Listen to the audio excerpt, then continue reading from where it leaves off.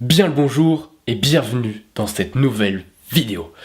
Mesdames et messieurs, veuillez accrocher votre cœur durant le trajet, car nous allons aujourd'hui parler de Phineas Gage.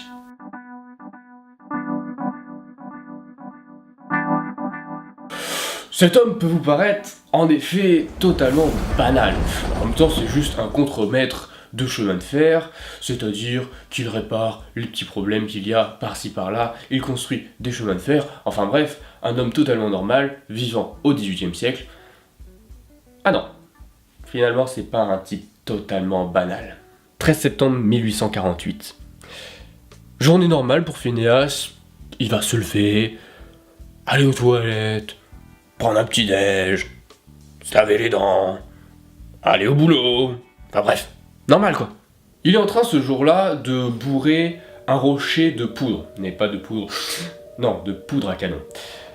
Et à ce moment-là, une barre de mine heurte le rocher et crée une étincelle.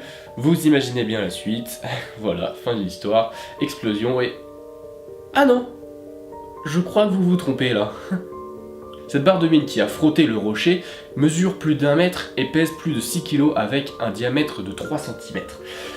Cette barre va traverser le crâne de Gage en passant par là et en ressortant par là, comme ça. Pouf. Sauf qu'au passage, elle lui explose une molaire et ressort comme ça. Et apparemment, après, elle a continué sa route, donc je vous laisse imaginer la vitesse à laquelle elle allait. Bon, à partir de là, vous vous dites, c'est la fin de l'histoire, le mec est mort. Mais non, le mec, comme vous dites, se relève et part à l'hôpital. Ouais, il va quand même à l'hôpital, faut pas déconner. Arrivé à l'hôpital, il se rend compte qu'il a perdu un œil. Et...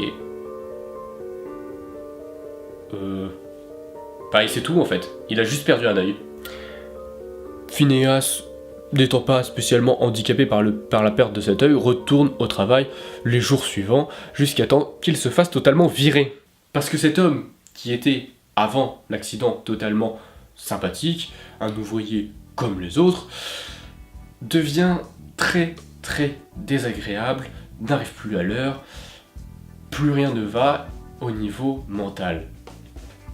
Il va donc finir par mourir seul, 12 ans après cet accident. En 1867, le docteur Harlow va travailler sur son cas en étudiant son crâne, mais il n'en tire aucune conclusion. Ce n'est qu'en 1994, puis en 2004, que le cas de Gage est retravaillé. Et là, on se rend compte que c'est le lobe gauche qui a été touché par la barre de fer, et on sait que c'est celle qui contrôle les émotions. Aujourd'hui encore, beaucoup de scientifiques travaillent sur le cas de Gage, car il permet de beaucoup mieux comprendre le fonctionnement du cerveau humain qui est très complexe.